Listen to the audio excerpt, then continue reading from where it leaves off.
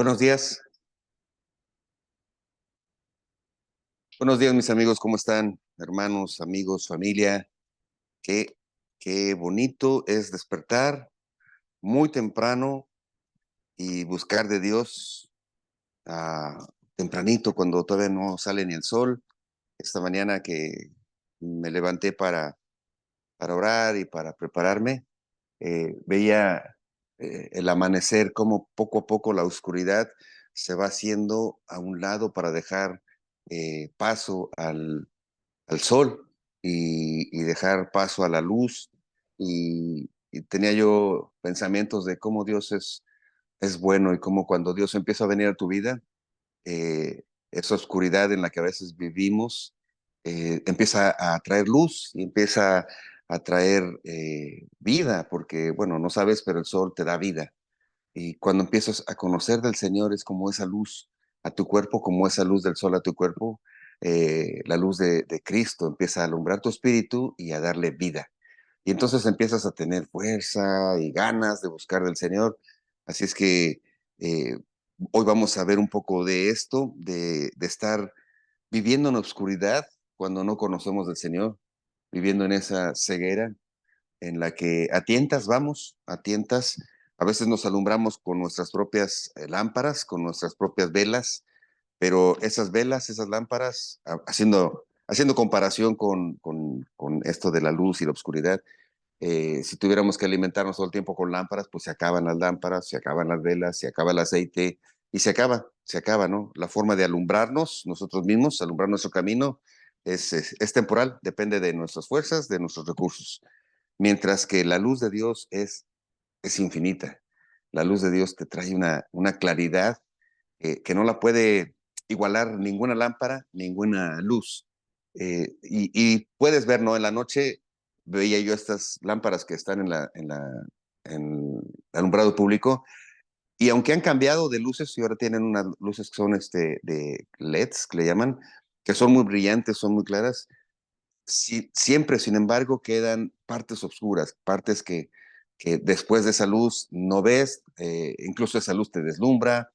eh, es, es difícil y será imposible igualar la luz del sol. Yo creo que cualquier persona consciente eh, y sabia y con un poco de inteligencia sabe que es imposible igualar la luz de Dios, del sol, ese sol que entra por mi ventana, decía Yuri, y alumbra todo, ¿no? Entonces, hoy estamos eh, en el capítulo, en Hechos, seguimos en el capítulo 9 de Hechos, pero ya en los últimos versículos de este capítulo, y aquí nos vamos a encontrar con una parte, una porción que va a traer mucha luz a nuestro entendimiento. Perdón, ya vimos que Pablo es un hombre que tenía una forma de ser, una ideología, un pensamiento, una perspectiva de Dios por muchas cuestiones nublada, ¿no? Y ya vimos cómo Dios lo encuentra, trae una luz que es tan resplandeciente que lo deja ciego, lo tira al piso, que si cae de rodillas, que si no, la cosa es que cayó y cae delante de Dios y dice, Señor, ¿quién eres tú? Y después cuando escucha la voz y dice, yo soy Jesús al que tú persigues, declara inmediatamente, Señor, ¿qué quieres que haga? La conversión de Pablo sucede en el camino a Damasco, cuando va a perseguir más cristianos para hacer lo que él pensaba que se debía hacer con aquellos que habían blasfemado el nombre de Dios. Y iba en ese camino, ya vimos cómo fue su conversión, ya vimos que Pablo no es un transgresor de la ley, al contrario, es alguien que amaba la ley. Ya vimos que Pablo no es la peor cosa en el sentido humano de pecado, sino que él, esa percepción que tenía de lo que debía ser justo y de lo que debía ser recto, estaba basada en lo que había aprendido y en lo que se le había enseñado y en la perspectiva que tenía del Dios eterno, la concepción del Dios misericordioso, este Dios que alcanzaba y extendía su misericordia para todos aquellos, no solo judíos, pero a los gentiles, cambió totalmente. Y entonces vemos que llega a este capítulo, a este versículo 20, en donde ya recibió a Cristo o ya habló con Cristo, ya el Señor Jesús le dio ciertas instrucciones, ya le dijo, vete a tal lugar y ahí va a llegar un hombre que va a hablar contigo, ¿no?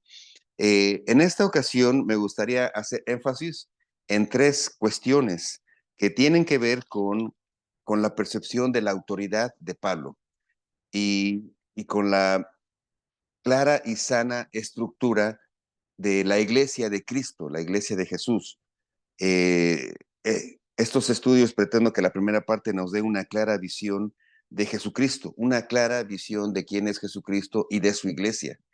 La segunda parte de lo que quiero comentarles, eh, quiero que veamos cómo alguien que conoce a Cristo, alguien que es deslumbrado por Cristo, por el amor de Cristo, esto provoca una sana necesidad de juntarse con cristianos y una segura necesidad de juntarse con personas, y por decir cristianos, me refiero a personas que han decidido dedicar su vida a Cristo, personas que han entendido que Jesucristo es el Hijo de Dios, entendido que Jesucristo es el sacrificio perfecto, entendido que Él ya lo hizo todo, no hacemos nosotros nada, sino darle gracias al Señor. Y la última parte, quiero que veamos cómo conocer a Jesús, dejar de ser ciegos, nos da una sana perspectiva de la vida, una sana perspectiva de la vida. Y esto es donde quiero enfocarme más, en cómo conocer a Jesús te da una sana perspectiva de la vida. Eh, Quiero llegar a ese punto. Pero estamos en el versículo 20, donde quiero comenzar. Quiero hacer, antes de llegar al versículo 20, una introducción, pero para aclarar algunas cosas. Eh, Nuestro Señor Jesús se le aparece a Pablo, este resplandor, y en medio del resplandor le habla y le da instrucciones. Déjame decirte que lo primero que sucede es que queda ciego, ¿no? Y hay muchos simbolismos que pudiéramos explicar, pero el simbolismo que Dios me mostró en la mañana fue ese, ¿no? Cuando no hay sol, la oscuridad te hace crear tus propias fuentes de iluminación, tus propias luces, tus propias lámparas, buscar recursos para tratar de ver en la oscuridad, porque todos sabemos que estar en un lugar donde no ves ni tu sombra, no sé si has estado en un lugar tan oscuro, que no ves ni tu palma, eso es horrible, esa oscuridad. Una vez estuve en una cueva allá en México, que se llaman las Grutas de Cacahuamilpa, y hay una parte donde puedes entrar y ahí sí no hay luz, nada, nada. Y entras y ves y experimentas la oscuridad total. Y no ves ni tu palma, no ves nada, o sea, una ceguera total. Como si tuvieras los ojos cerrados, pero incluso cuando tienes los ojos cerrados se ven, y estás en el sol, se ven imágenes, ¿no? Pero cuando estás en la oscuridad total no ves nada. Y entonces Dios me mostraba que la aplicación aquí es eh, cuando Pablo queda cegado por esta luz y queda ciego por 3 días, son 3 días que tienen también simbolismo de los días que estuvo nuestro Señor Jesús en la tumba. Son estos 3 días en los que eh, Pablo tiene suficiente tiempo para meditar, porque si leemos un poco lo que dice aquí, dice en el versículo eh, 10 y... Llorando para Tarso, así que en el versículo dice que había entonces, antes de esto, ¿no? Que entonces se levantó el versículo 8, se levantó, capítulo 9, versículo 8. Entonces Saulo se levantó de tierra y abriendo los ojos no pudo ver a nadie, llevándolo por la mano, lo metieron a Damasco, donde estuvo 3 días sin beber y no comió ni bebió. Estuvo ahí 3 días sin comer ni beber, tenía instrucciones de ir a cierta casa donde alguien iba a hablar con él. Y aquí es donde quiero empezar esta pequeña introducción. Si me permiten, déjenme orar para poder poner esto en las manos del Señor y que sea el Espíritu Santo el que nos dirija. Padre bendito, gracias por tu palabra, Señor. Gracias por tu bendita palabra, Señor. Gracias por habernos dejado eh, una forma clara de buscarte, una forma clara de escuchar tu voz, Señor, pero sobre todo una forma clara de escuchar nuestro nombre en las Escrituras. Nuestro nombre, el nombre de cada uno de nosotros, Señor, eh, dicho por ti. Tu palabra dice que moriste por nosotros, Señor, por todos y cada uno de nosotros. Y cuando buscamos de ti en esta tu bendita palabra, tu Espíritu Santo nos lleva a toda verdad. Yo te pido que esta mañana seas tú, Señor, a través de tu Espíritu Santo, el que nos dirija a toda verdad, Señor. Lava mis manos, Señor, lávame. Permíteme ser instrumento, Señor, en este momento tuyo, para transmitir tu mensaje, Señor. Te doy gracias en el nombre de Cristo, nuestro Señor. Amén. Entonces, veíamos cómo llega Pablo en esa ceguera a una ciudad en la que iba buscando presas, buscando personas a quien atrapar.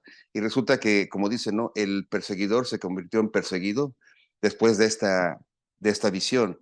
Llega a Damasco, tiene una visión de que hay un hombre que va a hablar con él. Y aquí quisiera hacer énfasis en algunas cositas, ¿no? Eh, Dios se le presenta a este hombre, a Ananías, un hombre judío. Recordemos que cuando iba Pablo a Damasco, estaba buscando judíos que se habían esparcido, ¿no? Cuando empezó la persecución, se habían esparcido y habían escapado. Resulta que en esta ciudad de Damasco lo que habían eran estos tipos de judíos helenistas. ¿Qué es un judío helenista? Bueno, un judío helenista era un judío culto, un judío educado. Y va a esa ciudad donde está este señor Ananías, que por la forma en la que vemos que le responde a nuestro Señor Jesús cuando le habla, es un hombre que tenía comunión con Dios, que ya conocía a nuestro Señor Jesucristo, porque si vemos versículo 13 del capítulo 9, dice entonces, bueno, el 12, y había, eh, dice el versículo 13, entonces Ananías respondió, Señor, he oído de muchos, perdón, quiero hablar un poquito antes. En el versículo 11, perdón, dice, y el Señor le dijo, levántate, ve a la calle de Damasco y busca en casa de Judas a uno llamado Saulo de Tarso, porque he aquí él ora. Dios le está hablando a Ananías y le está diciendo, levántate, ve y busca de este hombre. Pero fíjate cómo en el versículo 10 se oye la voz del Señor diciéndole, había entonces en Damasco un discípulo llamado Ananías, a quien el Señor dijo en visión, Ananías, y él respondió, heme aquí, Señor. Dios solo mencionó su nombre, Ananías ya tenía comunión con él, conoce la voz de Dios y lo primero que responde es, Señor, aquí estoy, ¿qué quieres que haga? Heme aquí, Señor, heme aquí, estoy a tu servicio, heme aquí ordena, Señor. Era lo que hacían los esclavos cuando el Señor le hablaba a un esclavo, le decía su nombre y llegaba y decía, heme aquí, o sea, dime, estoy aquí para servirte, ¿no? Y es lo que contesta Ananías. Y entonces recibe la instrucción de ir a buscar a un hombre, Saulo de Tarso. Y aquí nos encontramos en este lugar a un hombre hablando con Dios.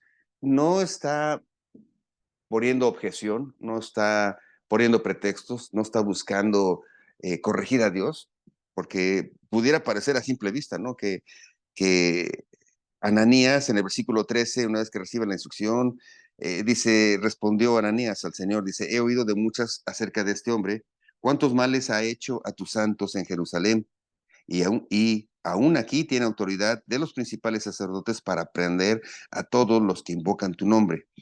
Dos versículos en el que pareciera que después de la instrucción de nuestro Señor Jesús, él se pusiera a dialogar con Dios y tal vez a decirles, ¿por qué no hacemos otra cosa? A lo mejor no conoces a Saulo, ¿no? O sea, ¿te das cuenta a quién me estás mandando a hablarle? A este Saulo que viene con cartas. Y pudiera a simple vista parecer que sí, negándose a servir al Señor. Pero esta frase, estos dos versículos nos recuerdan un momento en que un hombre está no negociando con Dios, está buscando su misericordia para que no mueran muchos. Está buscando su misericordia para que Dios no aplique su justicia, que es, de nuevo, que era necesaria y que era justa sobre una ciudad, sobre una población. Y está un hombre hablando con Dios en esa confianza de saber que Dios escucha, en esa confianza de saber que a Dios podemos venir con un corazón limpio, y cuando venimos con un corazón limpio podemos hablar con Dios, y es válido. Dios está siempre atento a nuestras conversaciones, ¿no? Pero seamos conscientes, a Dios no lo podemos convencer, a Dios no lo podemos doblar la mano, a Dios no lo podemos disuadir de que hagan lo que nosotros queremos. A Dios podemos traerle nuestras peticiones. Y tu oración siempre debe ser al final, pero hágase tu voluntad, Señor, pero hágase tu voluntad. Jesús nos enseñó eso allá en el jardín del Edén, cuando estaba orando, ¿no? Señor, si puedes, pasa de mí esta copa, pero no se haga mi voluntad, sino la tuya, Señor. Y aquí vemos que Ananías está haciendo algo así, como que le dio cuscús ir a ver a Saulo,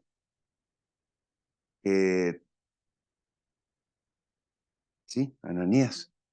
Ananías está hablando con el Señor y como que le dio miedo ir a hablar a Saulo, a este que era un perseguidor de los judíos, y este nombre lo pueden ver en Hechos capítulo 9, versículo 12. Y entonces está buscando eh, explicar su miedo. Lo que está buscando es explicar su temor, ¿no? Porque era muy notorio lo que Saulo estaba haciendo. No está discutiendo con Dios, no está poniendo pretextos, está hablando con Dios. Y sabes, en Génesis capítulo 18, versículos del 23 al 33, hay una escena en que un hombre está hablando con Dios para evitar que la justicia de Dios caiga sobre una ciudad. Esta ciudad es Sodoma. Y además estos versículos del Génesis capítulo 18 al versículo del 23 al 33, de ahí desprende esta costumbre tal vez de los árabes de te lo dejo barato, dame tres, dame cuatro, dame cinco, no me siento, porque aquí vemos cómo negocian de esa forma. Abraham, este árabe que está acostumbrado a negociar y te lo dejo y cómpralo barato, que no, así que dame cinco, no te doy seis, no dame siete y así, ¿no? Vamos a ver qué sucede. Mira, en Génesis capítulo 18 Dios, nuestro Señor, Dios Padre Jehová, está a punto de llegar y castigar a esta ciudad de Sodoma.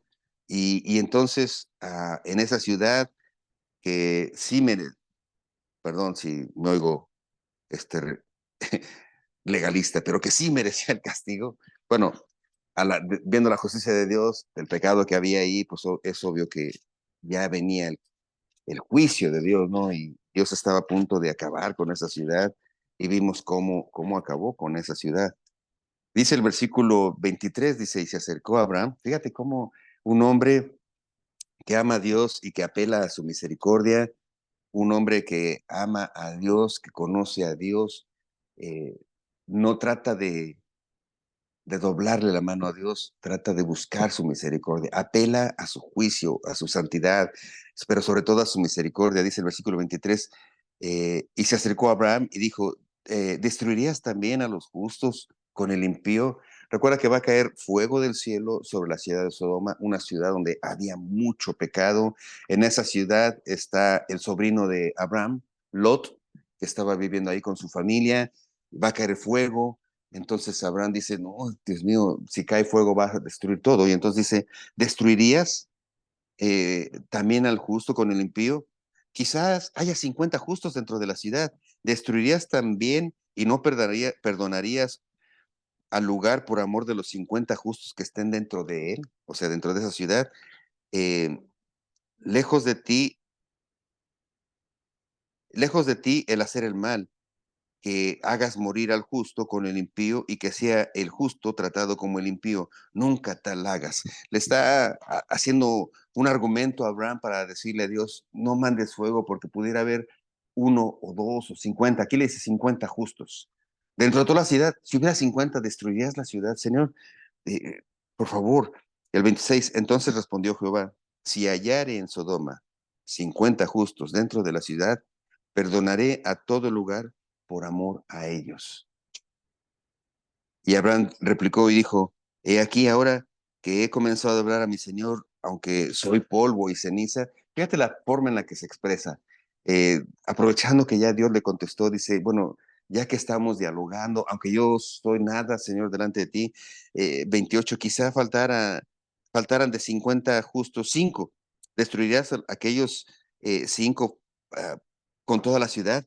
Y dijo, no la destruiré si hallare ahí 45, dice el Señor. O sea, dice, bueno, no son 50, nada más son 45. Y volvió a hablarle y dijo, quizás si se hallaran allí 40. Y respondió el Señor, no lo haré por amor a los 40. ¿Te fijas cómo te lo dejo barato? Sí, está hablando ahí, pero en fin. Y dijo, no se enoje ahora mi Señor. O sea, con mucho respeto, le vuelve a hablar a Abraham, le dice, si hablare, no se enoje mi señor si hablare, quizás se hallaran allí 30. Y respondió, no lo haré si hallare allí 30. Y dijo, he aquí ahora que he emprendido el hablar a mi señor, quizá se hallaren ahí 20. No los destruiré, respondió Jehová, por amor a los 20. Y volvió a decir, no se enoje ahora mi señor si hablare solamente una vez más. Quizá se hallaren allí 10. No los destruiré, respondió por amor a los 10. Y Jehová se fue luego de que acabó de hablar con Abraham, y Abraham volvió a su lugar. Como un hombre, y a ti te puedo decir como con toda seguridad, de que si tú vienes a Dios, tienes una necesidad. Si tú vienes al Señor con una petición y conservas en tu corazón y sabes en tu mente quién es Dios y quiénes somos nosotros, quién eres tú, tu petición va a ser muy humilde. O sea, cuando tú entiendes quién es Dios y qué ha hecho Dios por nosotros y dónde estamos nosotros, dónde estás tú tan lejos del Señor, pero que se digna mirarnos, cuando yo me imagino a Dios viéndome y no sé cómo seas tú, pero nosotros como seres humanos decimos, dicen las mujeres, yo perdono, pero no olvido. Bueno, y también los hombres, ¿no? Perdono, pero no olvido. Qué difícil es estar cerca de alguien que te ha lastimado, que te ha ofendido, aunque ya te pidió perdón. O sea, invariablemente el ser humano recuerda, si no todo el tiempo, ciertos destellos de esas fallas, ¿no? Y cuando esos destellos vienen a mí y estoy junto a alguien o cerca de alguien que me ha lastimado y vienen esos destellos, trato de ponerlo en perspectiva de Dios conmigo.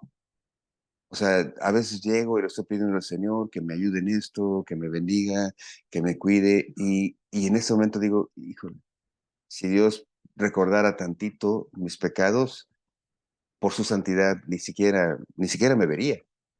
Pero, pero cuando tú mantienes esa humildad y esa posición de saber quién eres tú y quién es Dios, Dios te escucha.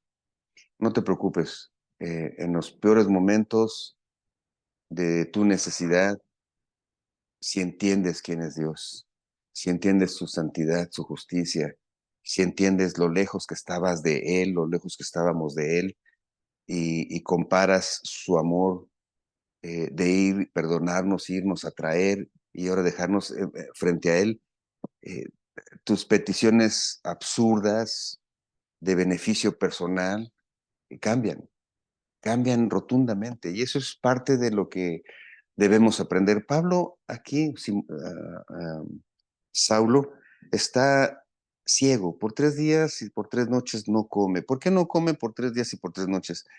Eh, Sabes, yo creo que el hambre se te va una vez que entiendes lo mal que estás delante de Dios, lo equivocado que estabas delante de Dios. Viene un tiempo de meditación, un tiempo en el que tienes que estar en shock. O sea, a Pablo le cayó después de la luz, después de levantarlo, después de que trata de ver que no ve nada, queda ciego. Imagina cuántas cosas estaba meditando en 3 días, que no le dio tiempo ni de comer ni de beber. O sea, estar pensando cada escena, por decir algo, cada escena de la piedra sobre Esteban, estar recordando lo que había aprobado, estar recordando lo que había hablado. Y ahora el Señor Jesús le dice, no, no des patadas contra el aguijón. ¿Cuánto daño se estaba haciendo a él mismo? Eh, es, Son 3 días en los que debe estar meditando, 3 días en los que en mi relación personal con Dios, no es que todo sucede, pero a mí me sucedió. Yo estaba en un lugar donde había llegado por culpa de mis errores y mis tonterías, y por más o menos 3 días no podía dormir, no tenía hambre, no me daba ganas de nada.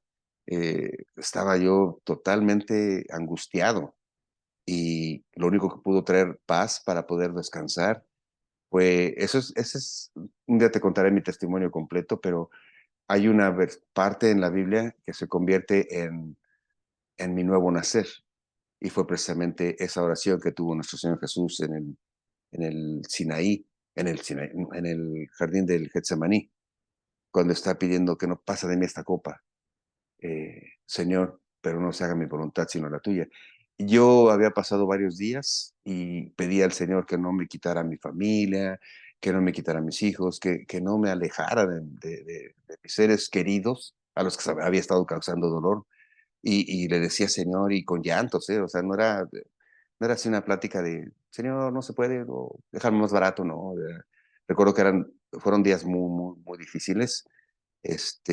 Un día te voy a contar con lágrimas y todo. Ahorita no, porque llevamos prisa, pero fue muy, muy triste, la parte más triste de mi vida, esos 3 días. Y fue una tarde que tomé una Biblia, y así es Dios, la abrí y empecé a leer esa parte donde dice que no pase de mí esta copa, sino que se haga tu voluntad. Y, y vino como una luz del cielo a mi mente. Vino como una luz del cielo y cambió mi oración, y dije, tú sabes cuánto quiero a mi familia, tú sabes cuánto quiero a mis hijos, cuánto he pecado, cuánto los he lastimado, no me gustaría perderlos, pero que no se haga mi voluntad, sino la tuya. Esa frase que dije trajo tranquilidad a mi corazón. Ese día dormí tranquilo, y creo que desde ahí mi corazón fue transformado, y busqué a Dios de todo corazón, con fallas, pero he buscado a Dios de todo corazón desde ese día. Y aquí vemos a Pablo, 3 días ciego, 3 días sin comer, 3 días meditando en todo lo que había pasado.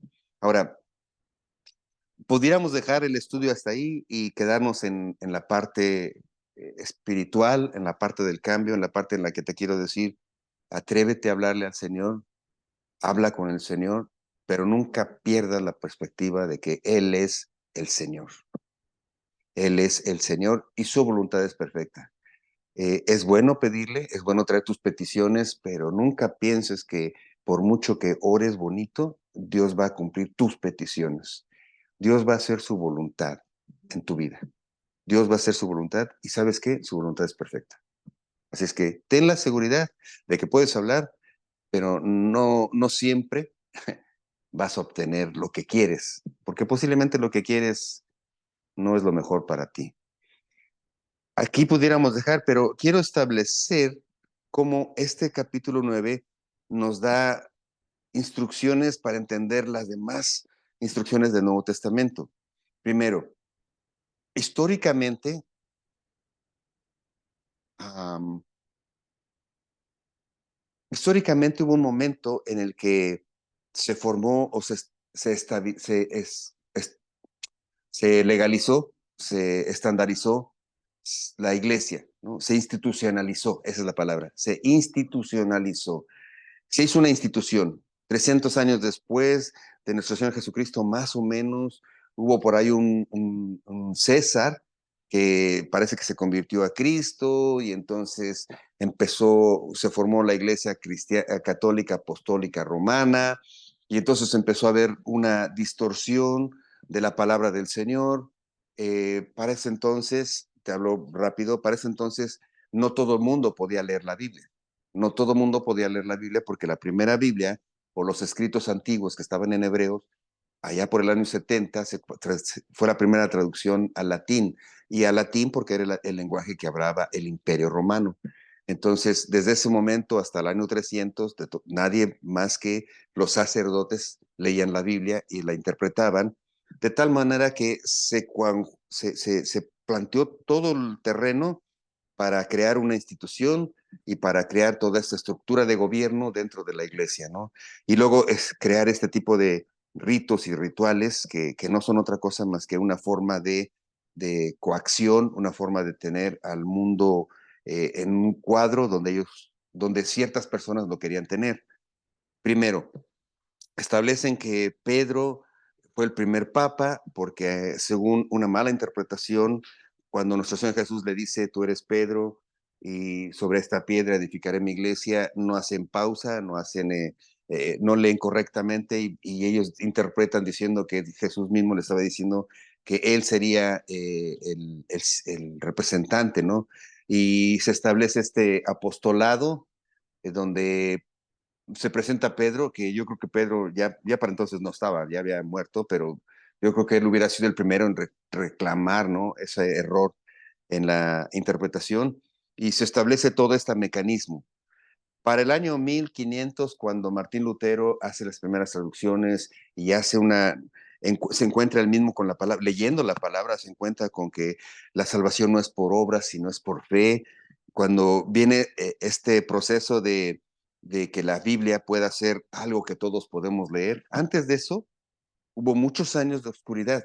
Y en esos años de oscuridad se creó todo lo que es esta tradición que, que que cuesta trabajo quitar de la mente de un pueblo que ha sido institucionalmente instruido para pensar que solo hay ciertas personas que pueden leer la Biblia, que solo hay ciertas personas que aquí pueden perdonar pecados, que tienes que hacer esto, que tienes que hacer aquello, que puede haber otros intercesores y entonces los levantan, ¿cómo le llaman? Cuando los hacen santos, los canonizan y entonces canonizan no a cualquier persona, pero canonizan a personas que han hecho alguna obra. Eh, es una gran manipulación. La Biblia te puede salvar de todo eso. La palabra de Dios, bien estudiada, con conciencia, capítulo por capítulo, versículo por versículo, te va a dar esa libertad de entender que muchas de las cosas que antes hacíamos por tradición no le agradan a Dios, o incluso hasta ofenden a Dios. Y vamos a ir tocando poco a poco esas cosas, pero ¿por qué Ananías fue el que habló con Pablo? ¿Por qué no Pedro, que estaban todavía los apóstoles? ¿Por qué no el apóstol Juan? ¿Por qué no uno de los 12 fue el que vino y trajo a Pablo a ser parte de del apostolado? Bueno, precisamente porque como una versión lógica y humana, en estos 3 días, Pablo estaba ciego, estaba recapacitando en todo lo que había hecho, en todos los errores, y estaba listo para recibir un mensaje de Dios directamente. Todo su orgullo, toda su entereza había quedado ahí. No sé si te das cuenta, estar ciego, no poder ir por tus propios medios del punto A al punto B, debe acabar con cualquier orgullo. Debe debe desmoralizar a cualquier persona que se sienta totalmente independiente, ¿no? No sé si nunca te ha pasado algún accidente que tienes que estar o en cama o con muletas y tienes que depender de otros, ¿no? Es horrible, ¿eh? Es horrible tener que depender de otros para cosas tan básicas como para ir al baño. Y ahora imagínate una persona que se cree mucho o que tiene un concepto de sí mismo muy alto y queda ciego. No puede ni caminar, no puede hacer nada, no puede hacer nada. Él está psicológicamente listo para recibir un mensaje. Ahora, una razón histórica. Este personaje que había sido el caudillo del pueblo judío, que era el que, dicen algunos pastores, ¿no? Que era como el equalizer de los judíos, que se trataba de ir a agarrar judíos. Pablo era el más efectivo porque él tenía toda esa pasión y de hecho iba a Damasco en esa misión. Bueno, esta razón histórica de por qué Ananías es el que le pone las manos, porque es precisamente Ananías, un judío al que él iba a perseguir, un judío de los que iba a él a buscar y a matar, y a llevar presos y posiblemente se causaba la muerte, es un judío el que viene y le dice, hermano Saulo. Lo recibe con una frase amorosa, hermano Saulo, el Señor Jesús, que se te apareció en el camino por donde venías, me ha enviado para que recibas la vista y seas lleno del Espíritu Santo. Estoy leyendo el versículo 17 del capítulo 9. Una vez que Ananías habla con el Señor y Dios le responde en el versículo 16, yo le mostraré cuánto es necesario padecer, o sea, ve con ese Pablo porque yo a ese le voy a mostrar cuánto es necesario padecer por mi nombre. Viene con él, ya habló con el Señor, con Dios, y le dice, hermano Saulo, el Señor Jesús me envía, ¿no? Dice que en el momento se le cayeron los ojos. ¿Por qué en el momento se le cayeron los ojos? Bueno, se le cayeron los ojos, perdón, no se le cayeron los ojos. Cayeron de sus ojos como escamas, sí. O sea, no sé, si le cayeron los ojos, los limpió y luego se los vuelve a poner, no. Cayeron escamas de sus ojos. Es que me apasiono aquí, discúlpenme, ¿no? Me confundo. Y dice que cuando recibió el Espíritu Santo cayeron estas escamas, cayó esta ceguera, pudo ver, pudo ver claramente. Cuando llega el Espíritu Santo a tu vida, cuando tú eres honesto con el Señor y dices, Señor, te entrego mi vida, te entrego mi corazón, suceden cosas en tu vida que ves claramente tus errores. Yo oré por 3 días y era una oración honesta, era una oración que buscaba, entre comillas, el bien de mis hijos y el cariño de mi esposa, no sé, tenía yo mis excusas, ¿no? Porque, Señor, pues no me lo quites, porque ¿qué van a hacer sin mí? O sea, tal vez en el fondo de mi oración era, no me los quites porque ¿qué van a hacer sin mí, no? Eh, pero cuando viene la respuesta del Señor y dice, no se haga mi voluntad sino la tuya, dijo mi Señor Jesús, porque sus planes son mejores que los tuyos, vino luz a mi vida. Y aquí el símbolo de que viene el Espíritu Santo y se le caen esas escamas, es lo que sucede en tu vida y la mía cuando viene el Espíritu Santo. Ves claramente que las cosas de las que te agarrabas tal vez están sucias. Las cosas en las que te sentabas, en las que pensabas que y te parabas firme, tal vez no son las más correctas, ¿no? Y empiezas a ver hacia dónde tienes que caminar, hacia dónde tienes que ir. Cuando estás ciego, te dan de comer algo y pues lo pruebas y lo agarras, ¿no? Cuando hay luz, puedes ver exactamente lo que estás comiendo, lo que estás bebiendo, lo que estás disfrutando. Pídele al Señor que te llene de su Espíritu Santo para que puedas ver claramente su obra en tu vida. Porque una vez que ves su obra en tu vida, el agradecimiento inmediato viene a tu corazón. Cuando empiezas a ver y entender cuánto Dios te ha perdonado, cuántas veces ha estado cerca de ti y no lo sabías, wow, te empieza a venir a tu corazón una paz y una tranquilidad. Entonces, ¿por qué Ananías tenía que venir? Bueno, ¿por qué no un apóstol? ¿Por qué Pedro? ¿Por qué no Juan? ¿Por qué? Bueno, porque precisamente Dios quería establecer que no se trata de reglas humanas ni de órdenes humanos. Se trata de la voluntad de Dios. Él escoge a quien quiere escoger. Él levanta a quien Él quiere levantar. Y aquí está esa prueba, ¿no? Eh, un hombre que no es ningún apóstol, para que no hubiera esa mentalidad que después se creó de que es la sucesión apostólica y que muere un apóstol y tiene que buscarse otro papa y otro papa y otro papa y termina siendo ensalada de papa y bueno, en fin, ya me dio hambre. Entonces, eh, para que no hubiera esa mentalidad, incluso en los apóstoles, después vamos a ver cómo ellos lo reciben, los apóstoles, y incluso dice Pablo en alguna de sus cartas que no tuvo que buscar consejo de hombre, o sea, no tuvo que buscar aceptación de hombre, de los apóstoles, sino él sabía que era de parte de Dios. Y estos apóstoles tampoco tuvieron que aprobarlo Dios habló con ellos también. Y cuando se encuentran en Jerusalén 3 años después, le dan la mano, lo estrechan y lo reciben como parte de este núcleo de hombres escogidos por Dios para esparcir su evangelio.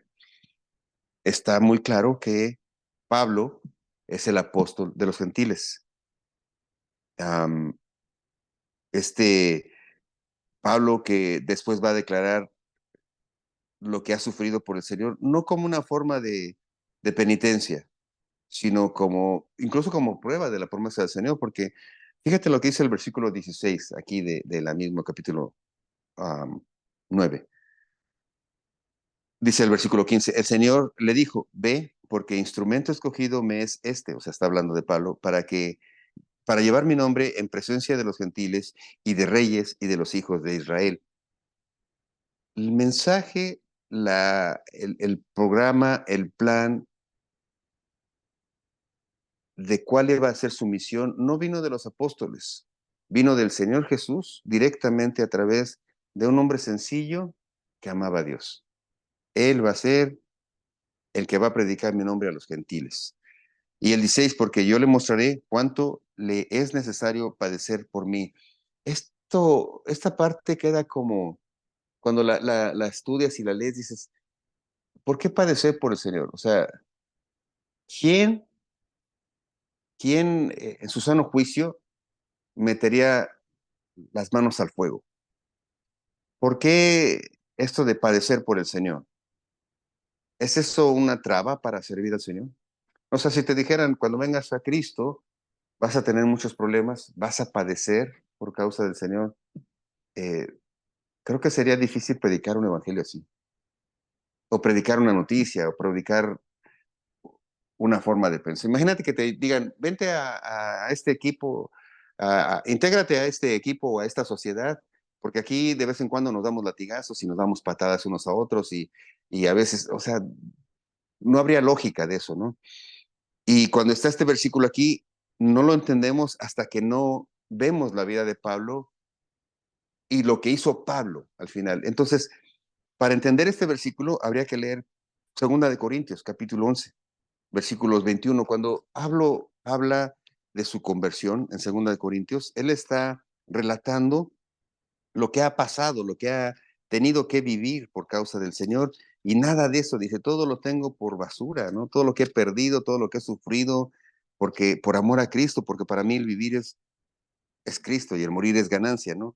En 2 Corintios capítulo 11, eh, versículos desde el 21 hasta el 10, hay una lista de las cosas por las que ha pasado, y no está Pablo haciéndose sufrido, está Pablo hablando,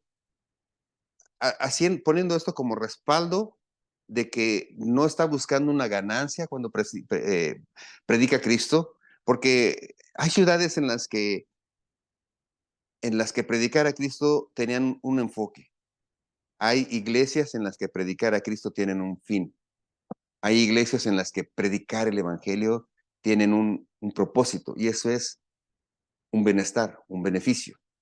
Estas iglesias que predican la prosperidad buscan un beneficio, no hay de otra. Incluso,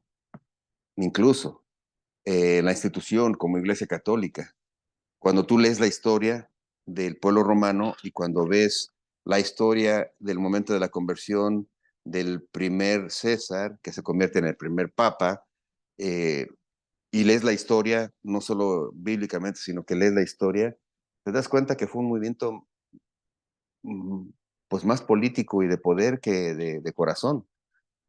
No te voy a hablar de la historia, pero parece que ya el imperio estaba cayendo, pero veían la fe, la fuerza, la intención, la constancia de aquellos hombres que buscaban del Señor Jesús, de aquellos que predicaban a Cristo. Eran hombres capaces de morir en el circo, eran hombres capaces de morir quemados, pero no negaban su fe. Y entonces el hombre, manipulado por el diablo, vio cómo manejar esa fe. Y entonces se convierte en esta institución y el beneficio pues es económico y económico y económico.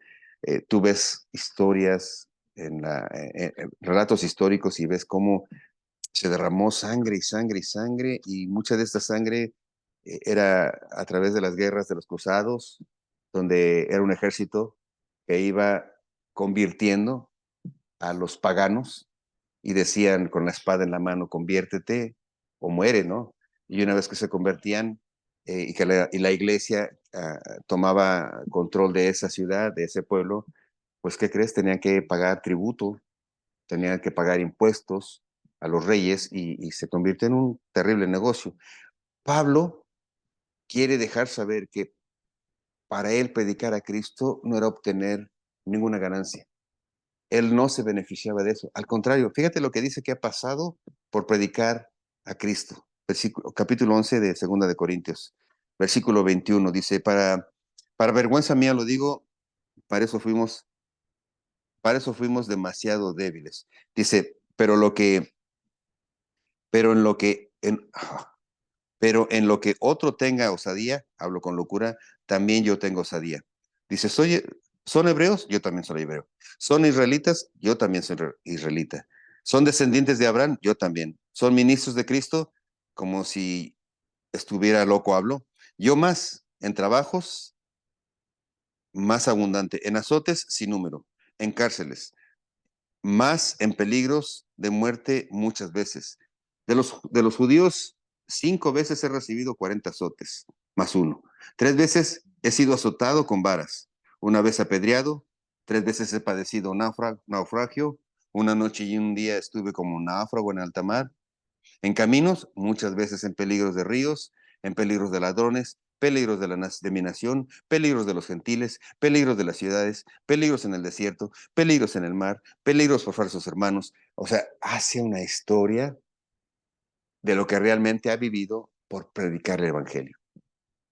Y todo esto lo dice para asegurarle a los que están oyéndole que lo que está hablando, que lo que está predicando no es para un beneficio personal, sino para que conozcamos la verdad, para que conozcamos la verdad de Cristo. Y este Pablo predica a Jesucristo de una manera poderosa. Eh, una vez que empieza ya con sus ojos eh, claritos, pispiretos, empieza a predicar. En el capítulo 9 de Hechos vemos que la primera vez que hace esto es en Damasco, capítulo 20, versículo 20. Dice, una vez que ya comió y ya se fortaleció, dice capítulo 9, versículo 20, enseguida predicaba a Cristo en las sinagogas diciendo, este, que este era el Hijo de Dios. Enseguida predicaba en las sinagogas. Inmediatamente se fue a las sinagogas, esos lugares donde se reunían los judíos, que eran helénicos, esos judíos que tenían mucha sabiduría, esos judíos helénicos que estaban cerca de los gentiles, eran personas con mucho conocimiento. No cualquiera les hubiera podido hablar y no cualquiera pudiera hubiera argumentado. Los apóstoles, si bien Dios les da qué hablar y qué decir, y vivieron 3 años con el Señor y estuvieron con Él, hay cosas en las que hay que eh, discernirlas también con el entendimiento. Y bueno, Pablo tenía todo ese conocimiento para hablar con ellos. Y les viene y les dice que Jesús, este hombre al que sacrificaron, era el Hijo de Dios. Tal vez está él recordando al profeta Isaías, ¿no? En el capítulo 9, versículo 6. Este versículo se lee mucho en Navidad cuando dicen un hijo, os ha nacido un Salvador, os ha dado, ¿no? Isaías capítulo 9, déjenme leérselos porque es precioso cuando hablamos del profeta Isaías y se refiere a nuestro Señor Jesús. Tal vez Pablo, conociendo las escrituras, declara con toda seguridad que este Jesucristo era el Hijo de Dios. Isaías capítulo 9, versículo 6 dice, porque un niño nos es nacido, hijo nos es dado, y el principado sobre su hombro, y se llamará su nombre admirable, consejero, Dios fuerte, Padre eterno, príncipe de paz. Y él está llamando a Jesús el Hijo de Dios. Este Hijo que el profeta había profetizado que nacería. Entonces, ¿qué aplicación tiene todo esto? ¿Qué aplicación tiene que veamos que Pablo realmente había sido alguien que perseguía a la iglesia, que Pablo realmente era alguien que conocía la palabra de Dios, que Pablo realmente era un hombre que buscaba agradar a Dios, no que era un malviviente ni que era sino que era un hombre que había buscado de Dios, pero que llegó el momento en el que Se le tuvo que aparecer a nuestro Señor Jesús en una visión para ubicarlo, para enderezar sus caminos, para traer luz a su entendimiento. Un entendimiento, yo quiero pensar que este entendimiento había sido entenebrecido por la característica de la ley.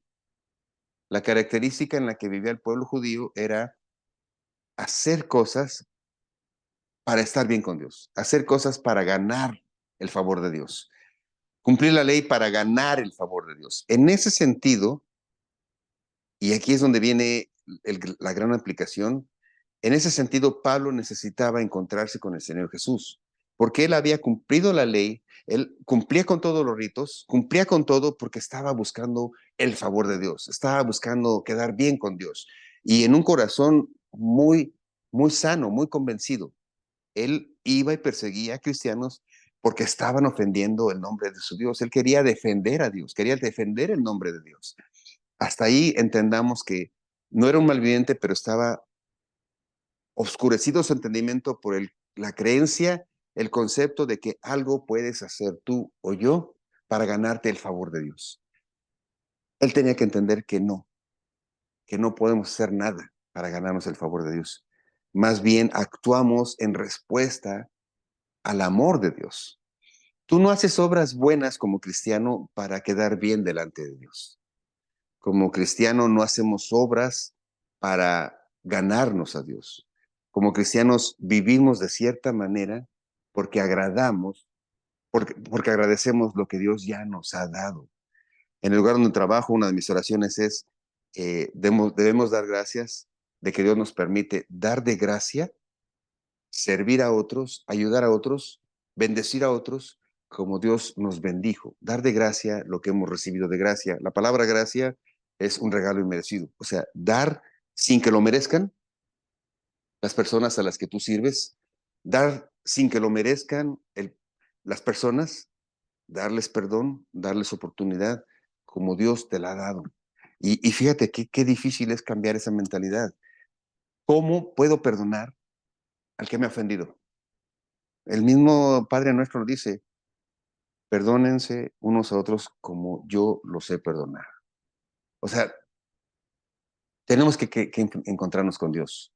Tenemos que encontrarnos con Jesús, nuestro Señor, para que nuestra forma de pensar cambie. Y tiene que ser un destello que ilumine tu entendimiento. Yo espero que en una prédica, en una alabanza, en un momento, ese destello llegue a tu vida y puedas abrir los ojos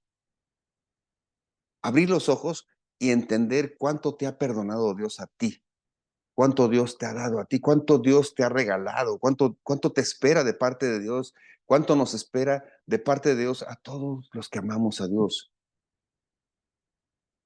Todos dice que estábamos muertos en nuestros delitos y pecados, todos. No teníamos otro lugar más que un destino eterno lejos de Dios y no íbamos a poder hacer nada. Dios envió a su Hijo para construir ese puente y estar con la oportunidad de estar delante de Dios. Cuando esa luz viene a tu entendimiento, tu corazón cambia.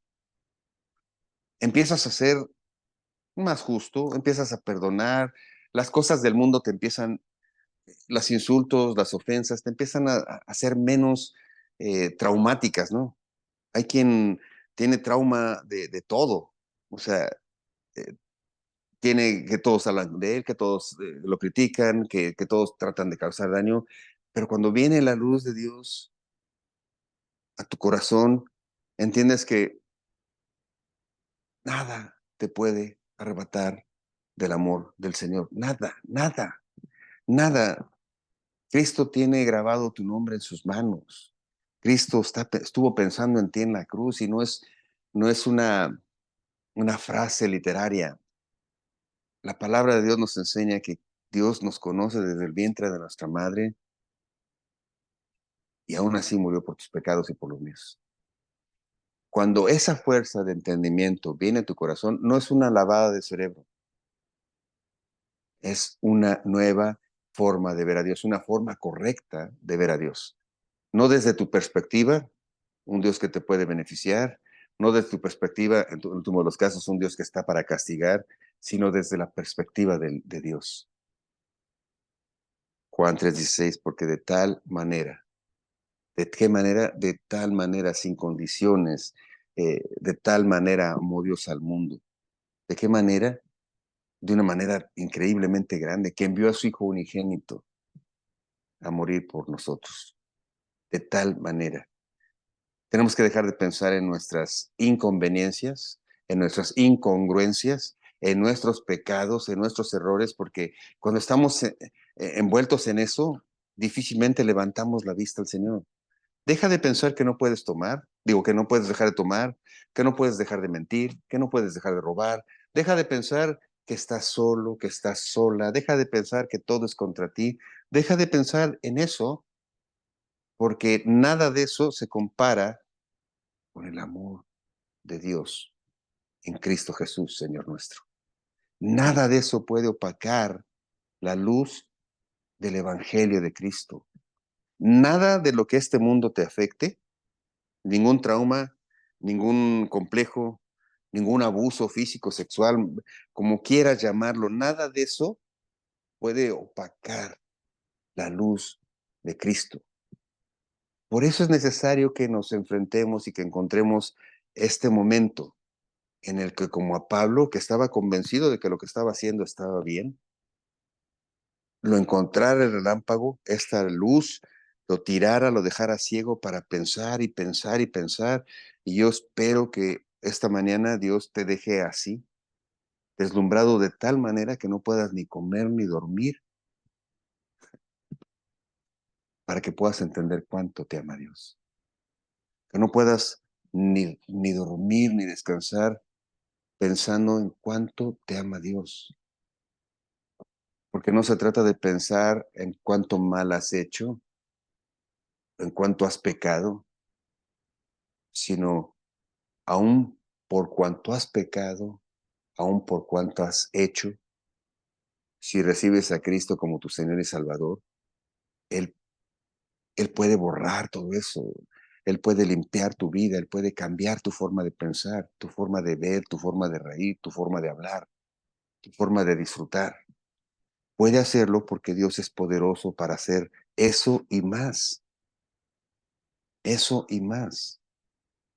Ahora, para esto, la aplicación es que tienes que tener una visión clara de Dios, ¿no? Una visión clara de quién es nuestro Jesús, y esto solo es cuando vienes y buscas del Señor Jesús. La segunda es, esta aplicación es que necesitas rodearte de personas que busquen de Dios.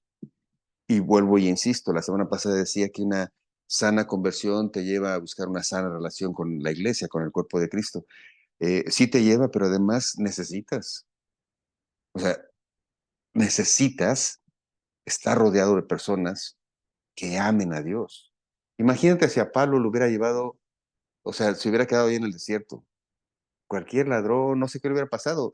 Incluso sus mismos soldados, o sea, viéndolo ciego, no sé qué hubieran pensado, qué hubieran hecho con él, ¿no? Pero lo lleva a un lugar, a una casa, donde llega un hombre que ama a Dios, que conoce a Dios, que lo abraza, que le impone manos, que lo bendice, que le habla del Señor. Eso recupera sus fuerzas. Necesitas buscar un grupo de personas que amen a Dios. Deja de pensar que puedes andar solo. Busca una iglesia, busca un lugar donde te puedas reunir, busca un grupo, busca convivir con personas que busquen de Dios. No va a haber forma de romper costumbres mientras no le permitas a Dios que te rodee de personas y que las busques. No, no sé cómo decirlo. A veces quisiera expresarte mi corazón, pero no podía yo. Y cada vez que volvía a tener amistades, wow, te cuento que era horrible, ¿no? Y era horrible caer, y era horrible estar ahí. Pero cuando te rodeas de personas que aman a Dios, qué bien se respira, qué bien se come, qué bien se ríe. Necesitas, como resultado de encontrarte con Dios, tener la perspectiva clara de quién eres tú delante de Dios. ¿Qué perspectiva? Bueno, Saulo tuvo que ser descolgado en una canasta. Saulo tuvo que ser llevado a su ciudad, a Tarso. Saulo perdió su familia o la relación que tenía, su herencia, parece que era de posición económica, porque de pronto este judío que perseguía a cristianos ahora alaba y bendice el nombre de Cristo. Bueno, tu perspectiva sana es que para eso vivimos. ¿Qué quieres hacer? ¿Quieres triunfos? ¿Quieres gozo? ¿Quieres vivir solo? ¿O quieres estar rodeado de personas con las que puedes ser auténtico? Y auténtico es, necesito de Jesucristo. Esa es la autenticidad más clara. No auténtico de que andes, sí, yo sí hice esto, yo hice aquello. Tu testimonio, cuéntalo solo cuando Dios te ponga una persona a la que va a bendecir tu testimonio. No tienes que andar contando todas tus penas y tus amarguras. Dios las conoce, Dios las conoce. Tu perspectiva sana es que puedes ser parte de un grupo de hermanos que hemos entendido cuánto nos ama Dios. Y entre nosotros no hay tamaños, no hay números, no hay grandezas. Hay simplemente un agradecimiento constante por lo que Dios ha hecho. Y entonces cuando encuentras personas así, te das cuenta que sirven, ayudan, limpian, barren, ponen, quitan. Y dices, ¿pero por qué? A mí me preguntaban al principio, ¿y qué? ¿Cuánto te pagan por estar yendo los domingos? Un ciego no puede ver que tú sirves a Cristo y sirves a tus hermanos y sirves a la comunidad y haces muchas cosas porque tienes una perspectiva sana. Pablo dejó todo y sufrió todo por predicar a Cristo, por predicar a Cristo como nuestro Señor y Salvador. ¿Y qué es predicar a Cristo? ¿Qué es esto? Es decirte a ti en esta mañana que si te has preguntado cómo lavar, cómo enmendar tus errores, déjame decirte que no hay manera en que tú puedas hacerlo. No hay sociedad, no hay precio, no hay nada. La única forma de lavar tu pasado es la sangre de Cristo. La única forma de que tu condición mental cambie, entendiendo que aunque te hayan violado, aunque te hayan defraudado, aunque te hayan querido traicionado, aunque te hayan abandonado, aunque tengas todo eso en tu pasado, te esperan cosas mejores. Y cosas mejores con Cristo. Cristo sí es capaz de perdonarte, de limpiarte, de lavarte. Solo tienes que entenderlo, aceptarlo, confesarlo y decir, Señor, te entrego mi vida, te entrego todo lo que soy, Señor. Ya no quiero seguir cargando con estos recuerdos de abuso, con estos recuerdos del pasado. Señor, te entrego mi vida.